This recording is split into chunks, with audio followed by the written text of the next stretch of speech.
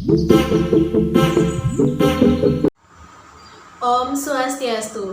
Assalamualaikum warahmatullahi wabarakatuh. Shalom, namo buddhaya, salam sejahtera, salam harmoni.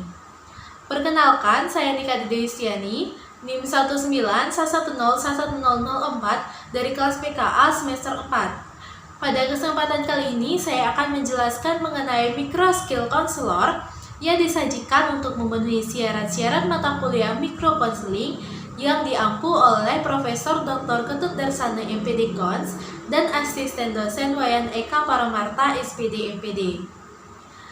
Adapun keterampilan konselor yang pertama yaitu memahami sifat multikultur from client dan sifat dalam budaya dirinya atau kultur konselor adalah kemampuan konselor memahami kebudayaan konseling yang normatif, larangan, boleh dan tidak boleh diucapkan dari kultur.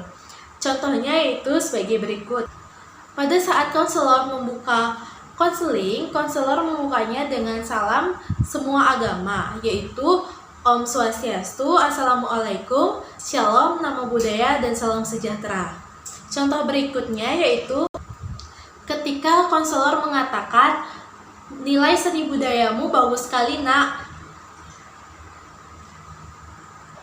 Ibu tahu kamu memang suka mempelajari budaya-budaya di Bali. Selanjutnya yaitu ibu tahu bahwa kebiasaan di desamu sebelum makan mereka berdoa terlebih dahulu. Contoh selanjutnya, ibu tahu satu karir yang sudah membudaya di desamu, yaitu menjadi seorang petani. Contoh yang kelima adalah kamu memiliki bakat tari. Cobalah untuk mengembangkan bakat menari tersebut dengan mengikuti sanggar tari. Skill yang kedua yaitu mengembangkan sifat-sifat memperhatikan atau attending behavioral adalah pribadi konselor untuk memperhatikan gerak-gerik konseli dalam proses konseling. Contohnya yaitu sebagai berikut. Yang pertama yaitu eye contact. Eye contact atau kontak mata merupakan keterampilan yang harus dimiliki konselor untuk memusatkan perhatiannya kepada konseli. Eye contact yang baik dilakukan dengan cara tidak banyak berkedap-kedip dan menatap mata konselinya. Berikut saya contohkan eye contact yang baik.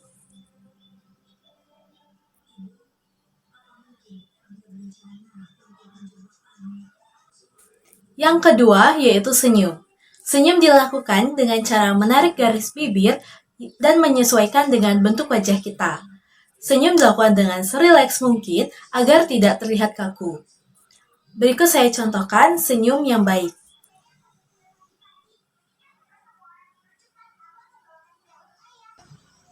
Yang ketiga yaitu body language. Body language atau bahasa tubuh dilakukan dengan cara memajukan pundak dan badan ke depan.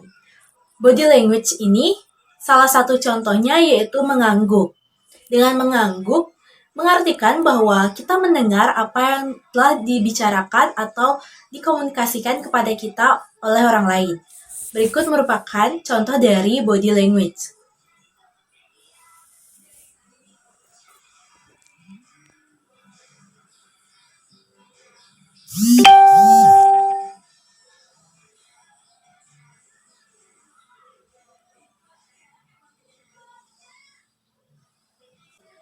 Yang keempat yaitu voice. Voice atau suara merupakan keterampilan konselor dalam mengetahui tinggi atau rendahnya nada suara. Berikut merupakan contoh dari voice.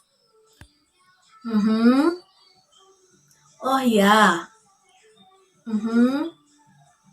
Oh ya. Oh ya.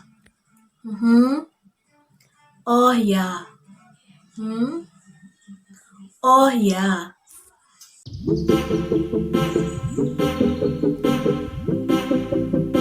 Berikut merupakan contoh dari skill attending behavioral counselor yang benar, di mana ketika konseli bercerita mengenai permasalahannya, konselor menyimak dan mendengarkannya dengan baik. Konselor menatap mata konseli dan tidak melakukan aktivitas lain. Konselor merespon dengan anggukan dan dengan nada suara yang menyenangkan. Oh ya. sehingga konseli merasa nyaman untuk menceritakan permasalahannya dan merasakan perhatian dan empati dari konselor. Oh ya.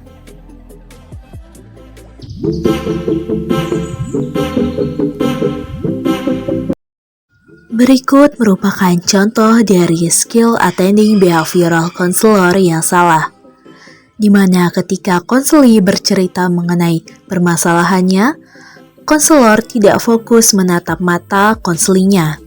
Ia menatap ke lain arah dan melakukan aktivitas lain seperti menggaruk dan menggerakkan pulpen.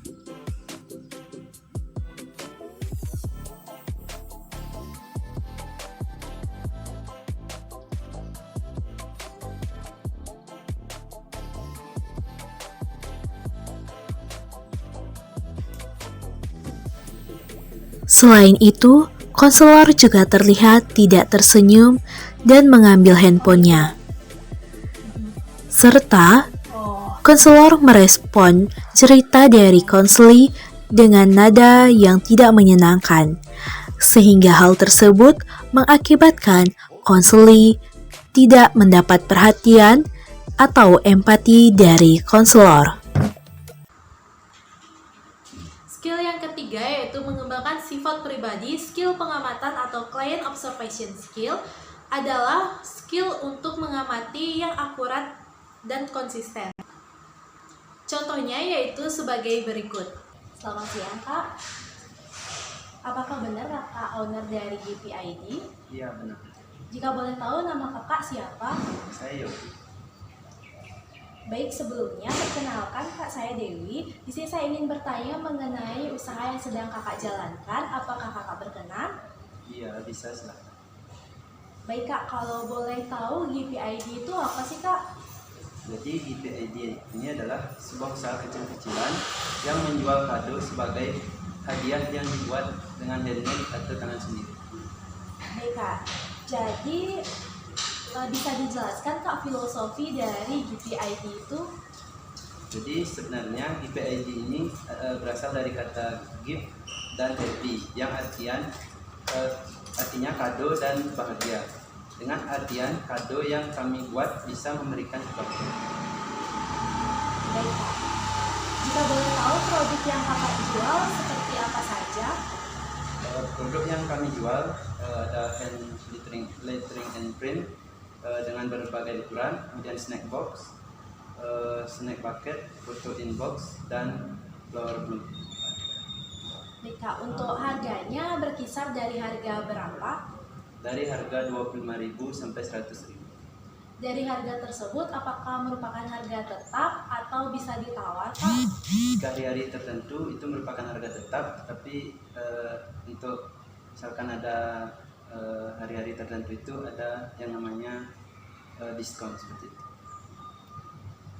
Baik, Kak, selanjutnya apakah saya boleh tahu foto dari produk-produk yang ditawarkan dari GPID? Bisa silahkan cek IG-nya di gipi.id. Selanjutnya, dari tahun berapa Kakak merintis GPID ini? Dari bulan November tahun 2019. Apakah dalam menjalankan usaha ini Kakak mengalami kendala? Mungkin bisa dijelaskan. Tentu ada ya, kendalanya yaitu terkait dengan modal dan promosi. Promosinya kurang, jadi sehingga belum cukup dikenal oleh masyarakat. Jika boleh tahu kembali, kira-kira pendapatan dari usaha ini berapa ya, Kak?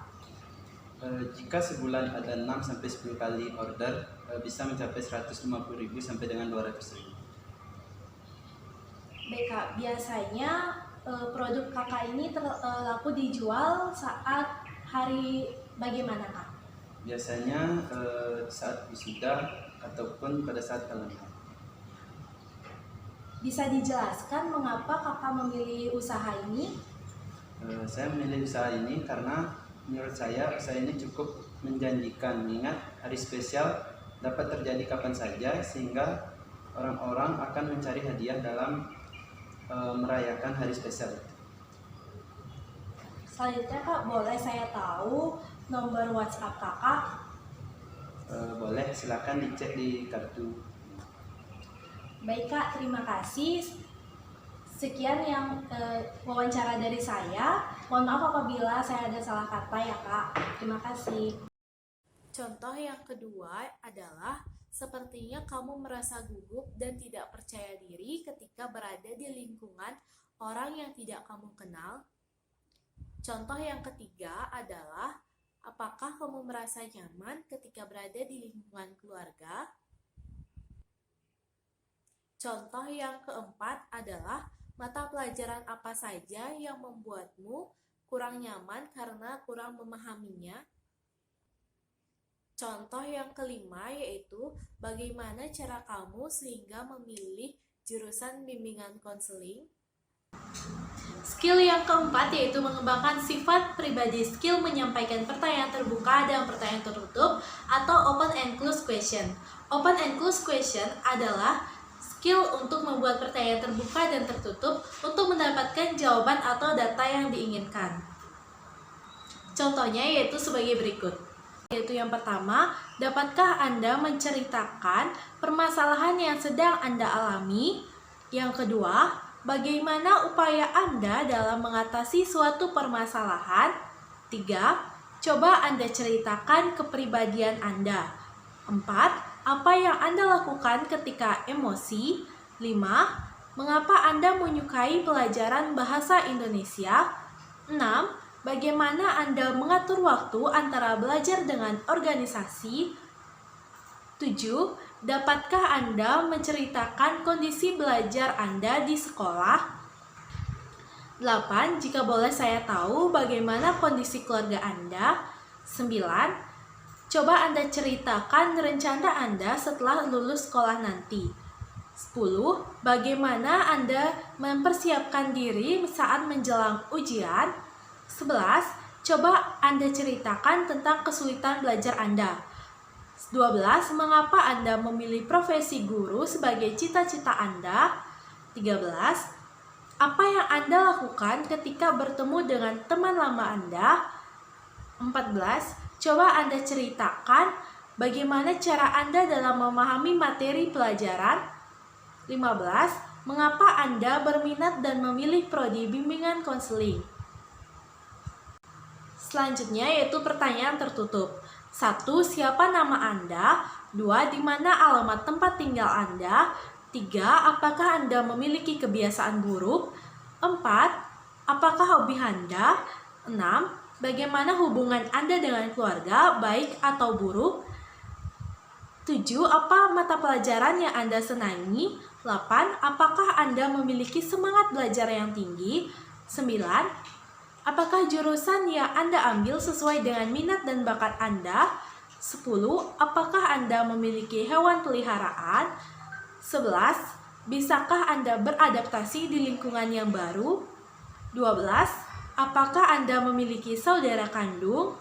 13. Di perguruan tinggi mana Anda akan melanjutkan pendidikan? 14. Siapa nama ibu kandung Anda? 15. Bisakah Anda memahami penjelasan guru dengan cepat? 16. Apakah Anda mengalami kejenuhan dalam belajar? 17. Apakah Anda sering tidur larut malam? 18. Pada pukul berapa Anda bangun tidur? Skill yang kelima yaitu mengembangkan sifat pribadi dan skill encourage, paraphrase, dan summation. Encourage adalah pribadi yang berani mengemukakan pendapat atau opini. Paraphrase adalah kemampuan konselor untuk mengartikan komunikasi dari konseling. Dan summation adalah kemampuan konselor untuk menyimpulkan dari proses konseling tersebut. Contohnya yaitu sebagai berikut.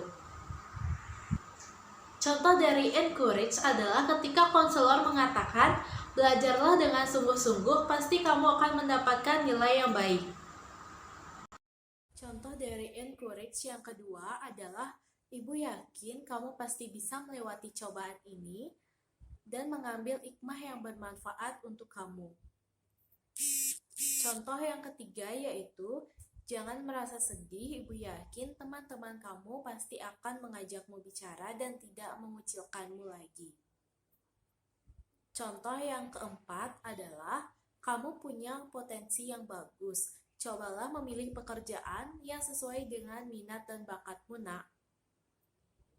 Contoh yang kelima adalah jangan bingung memilih universitas, pilihlah yang sesuai dengan kemampuan dan keinginanmu. Contoh dari paraphrase adalah ketika konselor mengatakan, "Ibu paham dengan kemampuan kamu, belajarlah dengan sungguh-sungguh." Contoh dari paraphrase yang kedua yaitu, ibu akan selalu mendukung kamu mengenai keputusan yang kamu ambil. Contoh yang ketiga adalah, ibu mengerti, nak, cobalah untuk beradaptasi di lingkungan barumu. Contoh yang keempat adalah, coba pahamilah perkataan gurumu, nak, itu sangat bermanfaat bagi dirimu. Contoh yang kelima adalah, ibu mengetahui bakatmu, nak, cobalah memilih sekolah yang sesuai dengan keinginanmu. Contoh dari summarization adalah saat mengikuti pembelajaran di kelas, kamu harus berkonsentrasi agar dapat mendengar penjelasan guru dengan baik. Kemudian, dapatkah kamu menyimpulkan apa kesimpulan dari pembicaraan kita tadi? Contoh kedua dari summarization adalah, dari proses konseling yang telah kita lakukan tadi, ibu berharap kamu dapat mendapatkan solusi sesuai dengan masalahmu.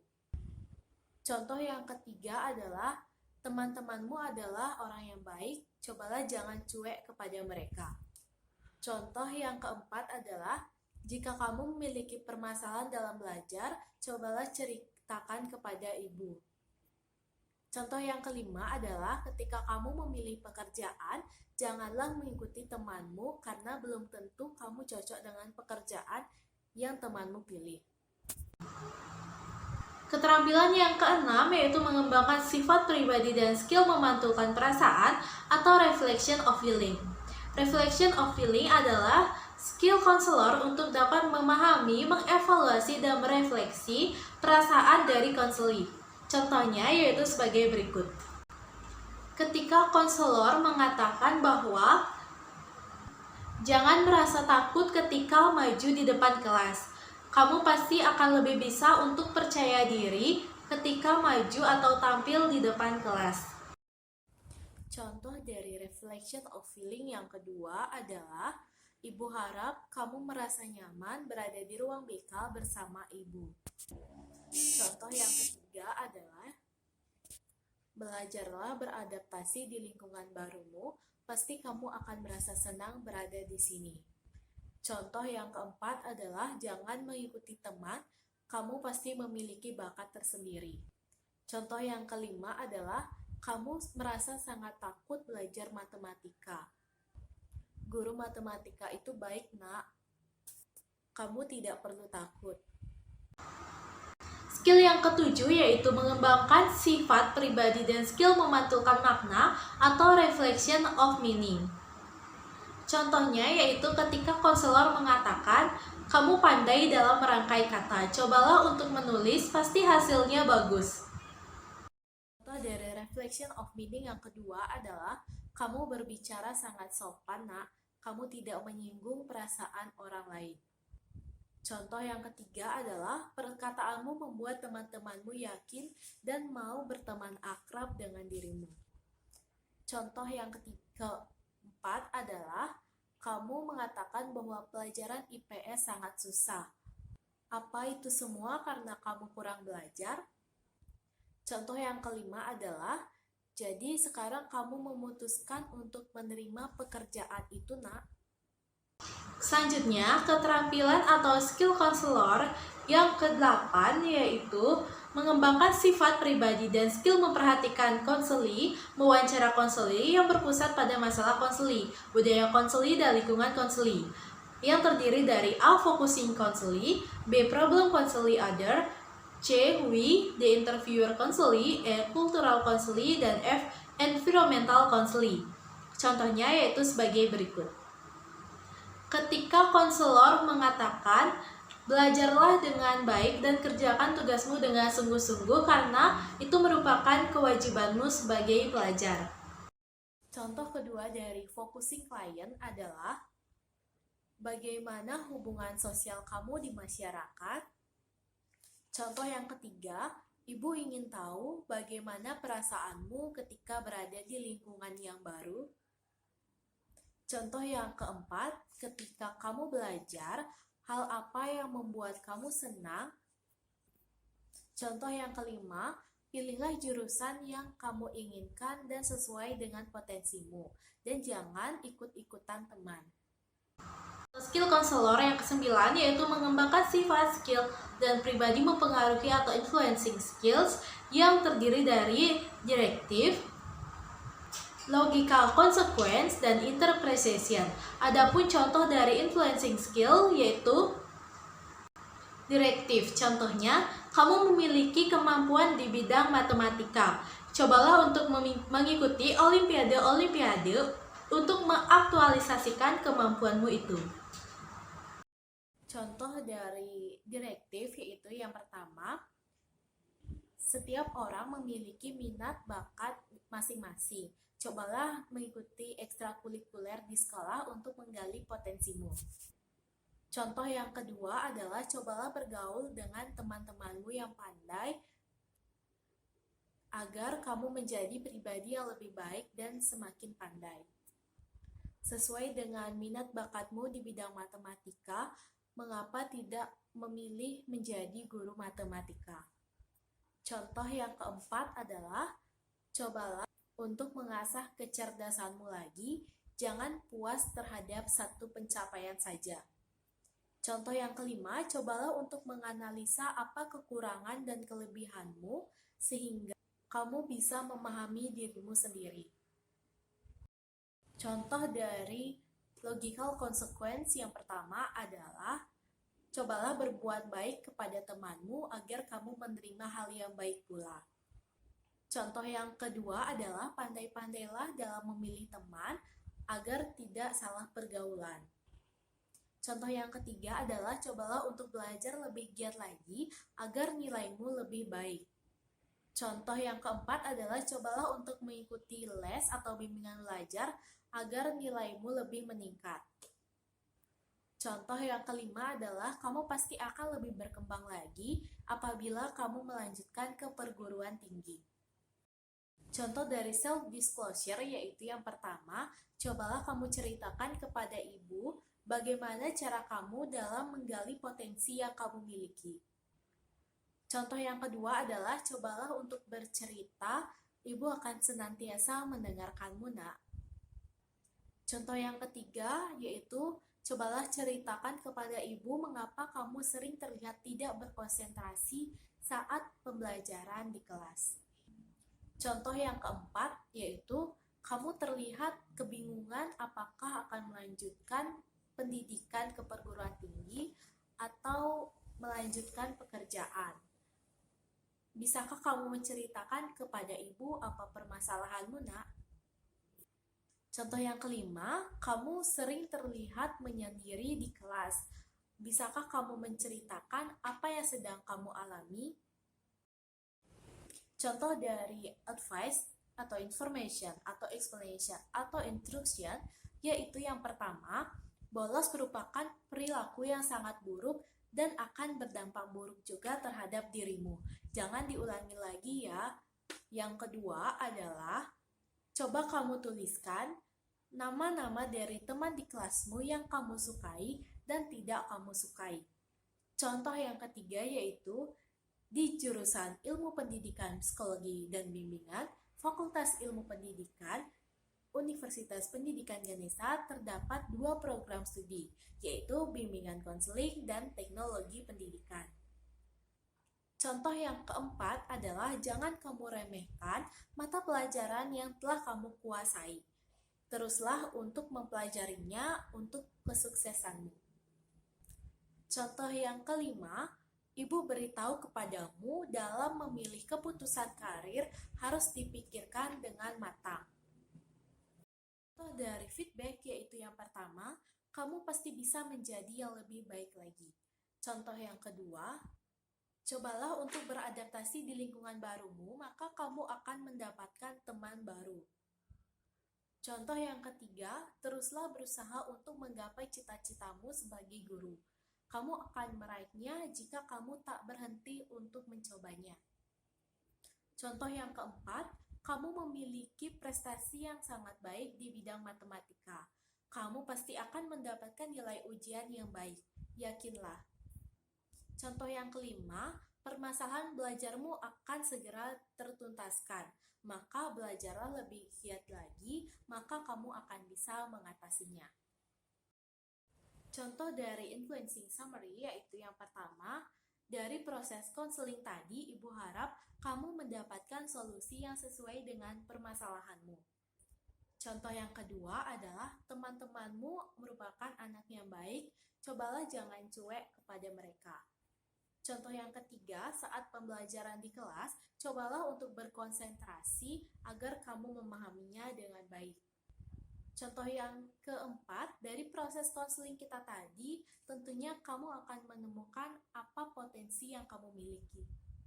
Contoh yang kelima, kamu harus mengetahui dan memahami apa potensi dirimu, dan kamu harus bisa untuk mengarahkan dan mengembangkannya. Skill yang ke-10 yaitu mengembangkan sifat, skill, dan pribadi confrontation adalah kemampuan konselor memperhatikan konseli yang terdiri dari dispresensis yaitu kemampuan konselor mengungkapkan ketidaksetujuan kepada konseli dalam proses konseling. Selanjutnya yaitu incongruent adalah kemampuan konselor dalam mengamati ketidaksetujuan konseli dalam proses konseling. Contoh dari dispresensis yaitu ketika konselor mengatakan ibu tidak setuju dengan Anda ketika mencontek dalam ujian untuk mendapatkan nilai yang bagus. Contoh dari confrontation yaitu yang pertama, ibu tidak setuju apabila kamu menjadi siswa yang pendiam. Contoh yang kedua, dengan kondisimu yang seperti sekarang ini, janganlah merasa minder kepada teman-temanmu. Ibu tidak suka melihat kamu merasakan seperti itu. Contoh yang ketiga, ibu tidak setuju jika kamu mengatakan bahwa siswa IPS adalah siswa yang kurang pandai. Contoh yang keempat, ibu tidak suka apabila kamu memilih keputusan karir untuk melanjutkan ke universitas dengan mengikuti teman-temanmu. Contoh yang kelima, ibu tidak setuju denganmu apabila ketika ujian selalu mencontek untuk mendapatkan nilai yang baik. Contoh dari incongruity yaitu yang pertama, sepertinya kamu tidak bersatu pendapat dengan temanmu mengenai perkembangan diri. Apakah kamu bisa menjelaskan pendapatmu? Contoh yang kedua, lalu kiat-kiat apa yang kamu lakukan untuk membantu keluargamu selain dari yang sudah ibu jelaskan tadi? Contoh yang ketiga, ibu lihat prestasi belajarmu menurun, apakah kamu sering tidak masuk sekolah? Contoh yang keempat, jika kamu tidak sependapat dengan pilihan karir orang tuamu, cara apa yang akan kamu lakukan? Contoh yang kelima, kalau menurut ibu, tetaplah untuk bersikap baik kepada temanmu walaupun ia mengkhianatimu. Keterampilan konselor yang ke-11 yaitu mengembangkan sifat, skill, dan pribadi skill sequencing and structuring the interview. Adalah kemampuan konselor membuat wawancara yang terstruktur. Contohnya yaitu sebagai berikut. Bagaimana kabar kamu hari ini, Nak? Apa yang dapat ibu bantu? Contoh dari skill sequencing and structuring the interview adalah yang pertama, coba sampaikan kegiatan apa yang paling sering kamu lakukan dalam kehidupan bermasyarakat. Contoh yang kedua, selamat pagi, apakah ada yang bisa ibu bantu? Contoh yang ketiga, mata pelajaran apa yang paling tidak kamu sukai? Contoh yang keempat, apakah kamu merasa nyaman berada di jurusan bimbingan konseling? Contoh yang kelima, bisakah kamu ceritakan apa tujuanmu ke depan dengan memilih jurusan bimbingan konseling? Skill yang ke-12 yaitu mengembangkan sifat, skill, dan pribadi personal dan teori konseling skill integration. Contohnya yaitu sebagai berikut. Ketika kamu mengalami kesulitan dalam belajar, Proses konseling merupakan cara yang tepat diterapkan dengan menggunakan teknik remedial.